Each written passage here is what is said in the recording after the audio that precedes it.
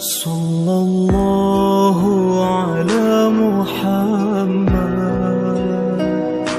sallallahu alaihi wasallam, sallallahu ala Muhammad, sallallahu.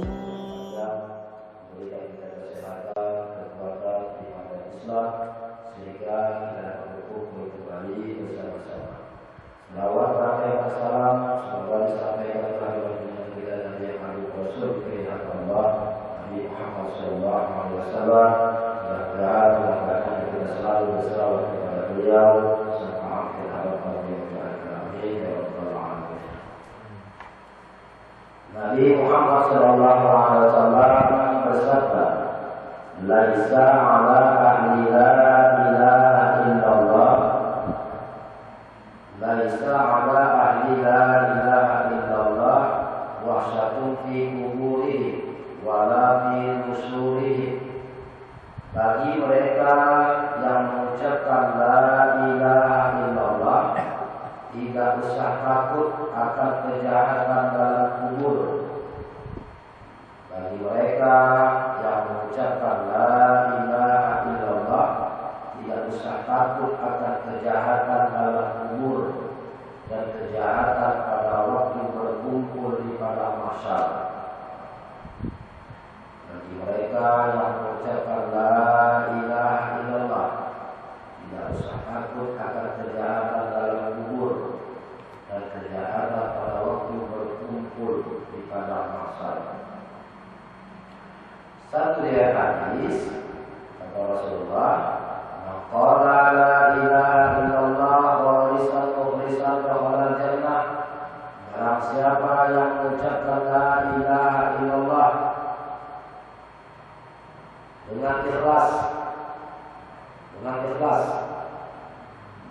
pasti masuk surga. Kalau orang yang tak paham mencatat hadis Nabi ini, berarti gampang kali lah kita masuk surga. Barang siapa mengucapkan la ilaha illallah dengan ikhlas, pasti masuk surga. Sudah kami bunyinya. Tapi yang dimaksud dengan ikhlas itu kita Allah. Kalau kita berikhlas, tapi kalau Allah tidak ikhlas. Nah, bagaimana cara mengucapkan dalam hadis ini? Maqala la ilaha illallah wa mukhlishan dakhala jannah. Barang siapa yang mengucapkan kalimat la ilaha illallah dengan ikhlas, pasti masuk surga. Dengan ikhlas. Maksud dengan ikhlas itu, kalam itu bukan kita punya. Ada dari kaji. Kalam itu bukan kita punya. Kalam itu adalah kalam Allah. Karena kalam Allah tidak ikhlas. Karena dia tidak ikhlas. Ikhlas dari menjadikan langit dan bumi, ikhlas dari menjadikan semuanya. Kalau kita nak menjadikan semuanya untuk umat, berat.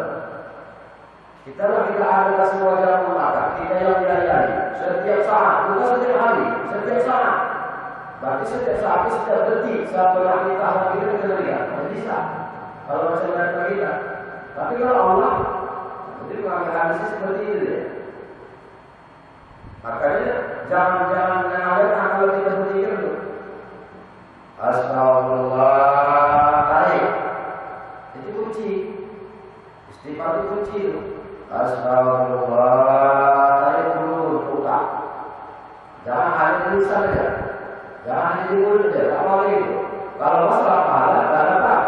Tapi bukan sekedar pahala. Ini untuk dalam kubur nih. Dalam kubur.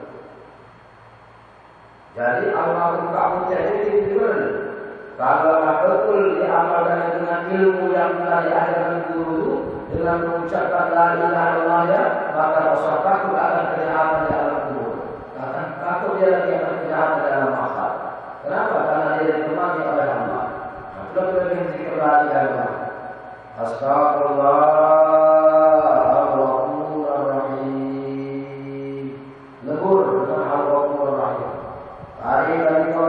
Astagfirullah, naikkan ke muka, Jadi melewati makam nafsi juga.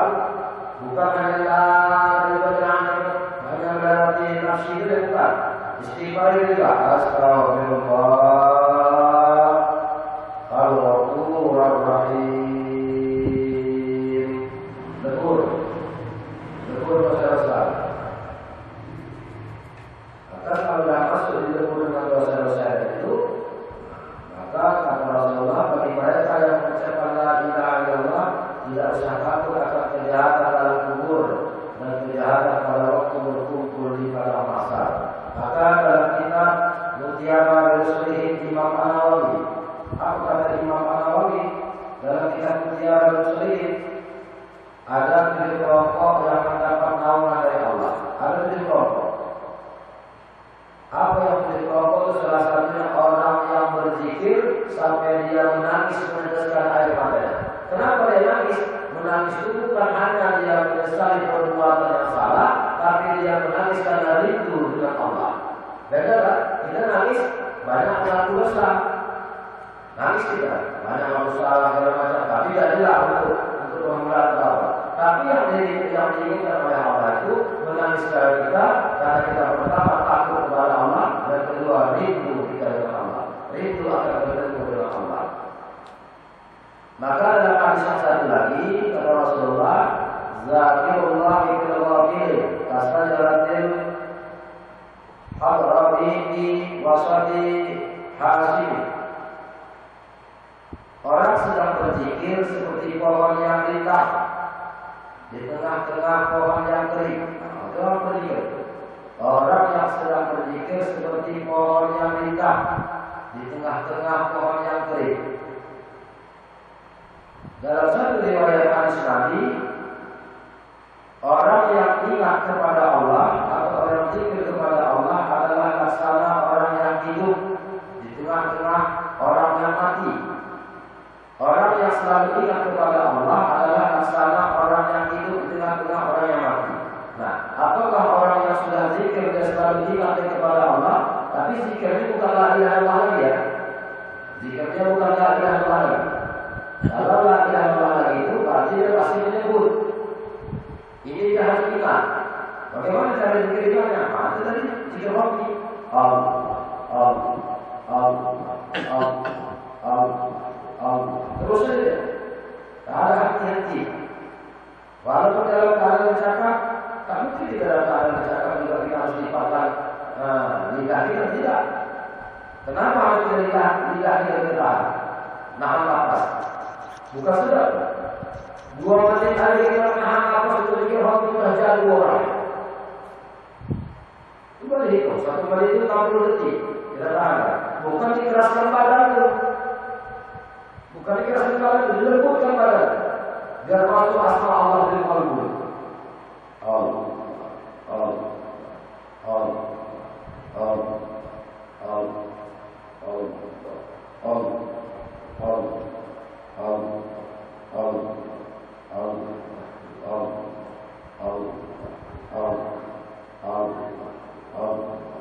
Allah, Allah, Allah, sudah tetap zikir hati itu, zikir hati tadi ke dalam hadis Al-Bukhari yang berwarna kuning bila Nabi Adam alaihissalam itu, rasakan zikir di sini. Jadi kita buat dari itu, tetap saja. Kalau belum bisa pindah dari hati pindah. Belum dia pindah dari pindah. Walaupun orang sudah pindah, kita belum jangan pindah. Jangan itu. Berarti dari kita masih di situ. Kita sendiri yang tahu di mana bentuk dari kita. Tapi kita rasakan isi dia. Karena makanya banyak itu 5.000 kali itu. Karena itu apa? Nafsu besar itu.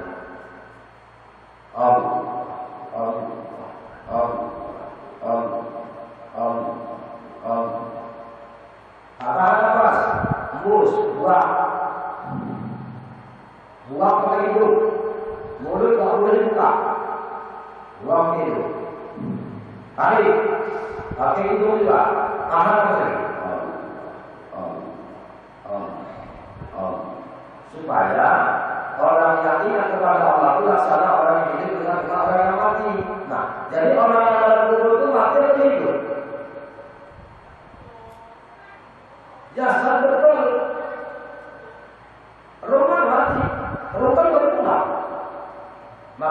kita nak pulang kepada Allah, pulangkan diri kita dulu. Kita nak pulang kepada Allah, pulangkan diri kita dulu. Makanya dari awal kita sampai akhir tidak ada ini. Waktu kita mau datang ke dunia, aku kan pada sini dalam sembahyang. Allah Akbar. Kalau kita datang ke dunia, Allah. Kita sebut namanya. Melalui kalam dia, Allah Akbar. Dengan hayat dia, dengan ilmu dia, Allah Akbar. Nah, berarti kalau sudah kalam Allah yang berlaku dalam takbiratul ihram, nama-nama dia yang disebut, berarti kan kalam dia lah yang disebut nama dia kan? Sudah disebutnya nama dia tadi dengan ilmu dia, dengan hayat dia, dengan sama dia. Berarti kan dia yang berlaku. Allah. Salat itu kan diawali dengan takbiratul ihram, di akhir dengan salam. Nah, dengan apa ya? Allah Akbar. Namanya kan? Kalam dia kan? Berarti awalnya salat tadi adalah takbiratul ihram. Akhirnya salat itu adalah salam. Apa salam? Assalamualaikum warahmatullahi. Selamat sejahtera atas kamu, atas keberkahan Allah. Berarti yang mengucapkan selamat atas kamu itu siapa?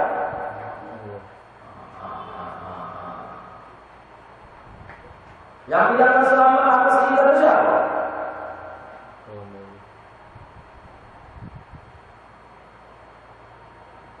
Nah, jelas lagi. Assalamualaikum warahmatullahi. Salam, selamat dan keberkahan dari Allah. Berarti kan Allah yang menyelamatkan kita. Karena di awal dengan takbiratul ihram ini menyebut nama dia, kalam dia, nama dia. Ketika kita mengucapkan salam, secara zahiriyah kita dan mengucapkan salam itu. Tapi tanpa kita sadari bahwasanya kalam dia yang berlaku pada diri ini, berarti dia yang bersalam kepada kita. Paham? Nah, kenapa pula Allah telah memberikan salam kepada kita? Bagaimana Allah mengucapkan salam kepada Nabi Muhammad? Sedangkan kita bukan bercerai sama Allah.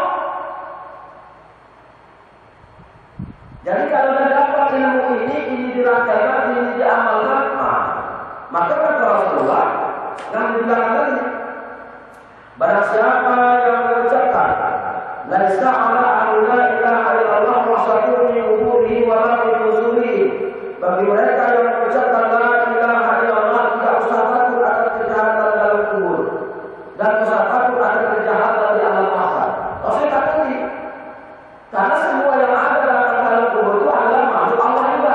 Tapi tanpa kita sadari bahwasanya makhluk yang paling mulia adalah manusia.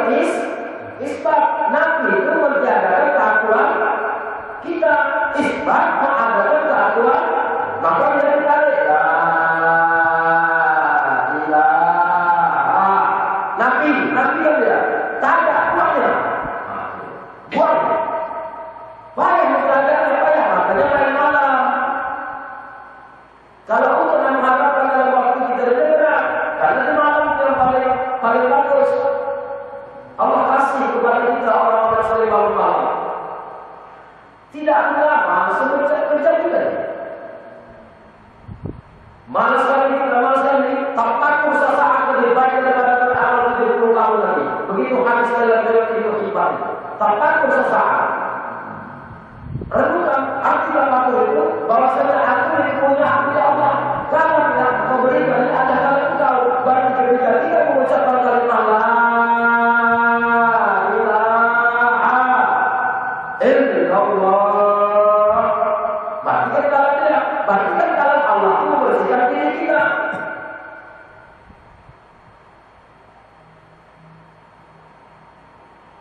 Namanya saja wajib bersih, namanya saja terhadap Rasulullah SAW. Tapi ada hal yang tidak bukan dia juga itu.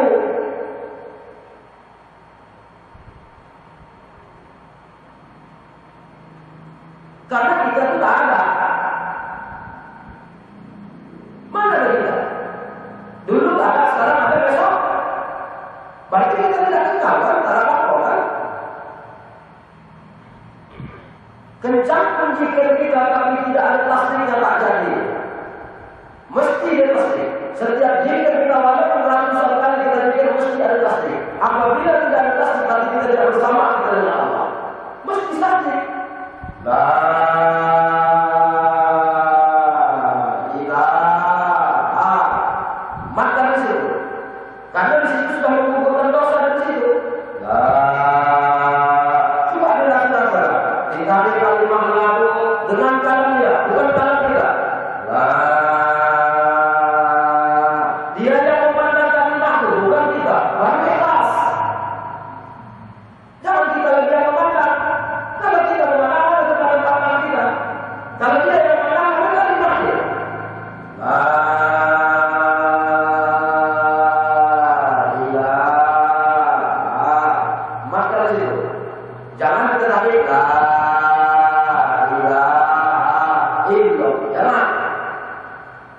Maka dulu dia la ilaha illallah. Masukkan asma. Masukkan asma. Kemudian Rasulullah Muhammad SAW bersabda, jika ada seseorang yang mengucapkan la ilaha illallah secara benar, walaupun dia mempunyai dosa sebesar bumi, akan diampunkan Allah oleh dosanya. Maka diampunkan oleh Allah dosanya, walaupun dia mempunyai dosa sebesar bumi di lautan. Bagaimana cara diampunkan oleh Allah ini? Walaupun dia mempunyai dosa sebesar bumi di lautan, karena yang berzikir tadi itu dia sudah memakai nama Allah. Ini kan sifat makni, sifat yang diberikan oleh Allah. Sifat makni itu juga kenyataan untuk menyatakan adanya Allah, begitu ya. Kalimat itu dinamakan kalimat thayyibah yang dapat mensucikan orang yang mengucapkan dari syirik jari, sebagaimana ia dapat membersihkan jiwa orang itu dari syirik khafi dan menjadikan orang itu orang yang ikhlas dan murni. Begitu juga kalimat ini dapat membuka hati manusia. Begitu juga kalimat ini dapat membuka hati manusia. Berarti zikir la ilaha illallah membuka. Membuka apa? Membuka tirai kepada Allah. Sekarang yang ditutup oleh Allah kita buka. Bukan kita yang membuka, hebat dari kita. Dalam Al-Quran ada tidak ada. Tidak berubah suatu kaum tidak berubah. Ada tidak ada? Ada. Nah, secara logika, apakah bisa kita mengubah diri kita? Tanpa campur tangan Allah yang akan mengubah kita? Mana bisa? Dalam ilmu fikih di situ dalam sebab tidak berubah suatu kaum tidak berubah. Bahkan kalau kita tidak dirubah oleh Allah, tidak ada. Bahkan dirubah oleh Allah, berubah kita, berarti Allah yang berubah kita. Berarti Allah ini kita menjadi yang baik. Makanya kita selalu jangan kita merasa paling suci, paling benar, paling berilmu. Apakah kita yang paling bodoh di antara mereka? Apakah kita yang paling nista daripada mereka?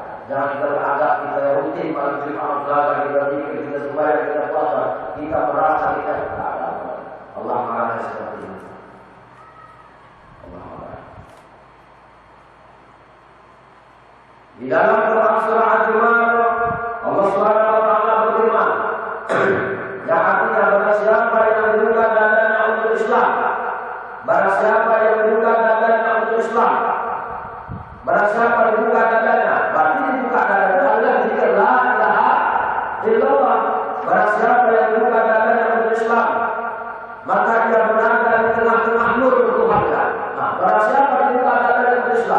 Islam itu selamat. Makna Islam itu suci, berarti dia sudah suci.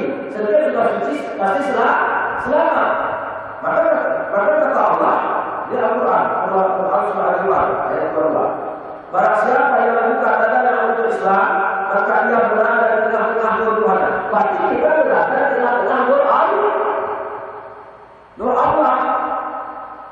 Neraka wil disediakan bagi orang yang hasad dan keras hatinya dan tidak mau berzikir kepada Allah. Berarti orang yang tidak mau berzikir kepada Allah neraka mana tadi? Neraka wil. Tidak. Yang ngomong ke saya Al-Quran. Barang siapa yang membuka dadanya untuk Islam, maka dia berada di tengah-tengah nur Tuhan. Janganlah nur yang diberikan oleh Allah. Jangan dibuang. Pegang baik-baik. Yang sudah ditakdirkan oleh wali mursyid guru-guru yang sudah mendapat ijazah, mendapat petunjuk dari Allah, pegang baik-baik. Boleh belajar banyak guru, tapi satu guru pegang. Boleh belajar silakan belajar salat baca lemari, tapi satu guru pegang. Guru yang mana? Guru yang menghubungkan kita kepada Allah, itu pegang. Kalau kita belajar ini, ya silakan, tapi satu guru pegang. Satu guru pegang. Guru yang mana? Guru yang melakukan amalan saya adalah hakikat. Ada yang maksud. Hakikat saja dia tidak bersyariat tak bisa. Bersyariat saja dia pun tidak berhakikat tak bisa. Karena hakikat menilai syariat itu tidak. Syariat itu menilai hakikat itu tidak. Hakikat apa syariat itu paham. Barang siapa yang membuka dadanya untuk Islam, maka dia berada di tengah-tengah nur Tuhan. Barang siapa dibuka dadanya untuk Islam, maka dia berada di tengah-tengah nur Tuhannya. Berarti nur itu tidak ada. Neraka wil disediakan bagi orang yang keras, yang hasad. Hasad itu adanya dengki, adanya iri, adanya sumak, adanya sombong. Terbit dari mana? Hasad. Ini harus dibuang. Kalau dia ini, tak ada masalah. Ini kita dulu. Ini mendengki, apa ini dengan yang lain? Ini dia. Kenapa orang itu bisa seperti itu? Kenapa tidak bisa? Berarti ininya lain. Bagus. Silahkan tanamkan sifat diri kita pada diri masing-masing, tapi diri untuk kebaikan. Kenapa dia bisa begitu? Kenapa dia tahan? Kenapa dia tahan begitu? Kenapa tidak bisa? Padahal sama dengan sama dia. Boleh. Tapi kalau ini lain untuk mencelakakan orang, berarti Allah buta. Maka begitu.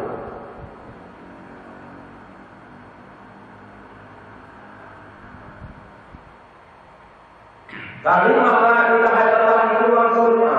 Kalimah la ilaha illallah itu mengkaruniai kasab bagi yang mengucapkan untuk selama-lamanya. Sebenarnya adalah kalimah la ilaha illallah itu mengkaruniai kasab.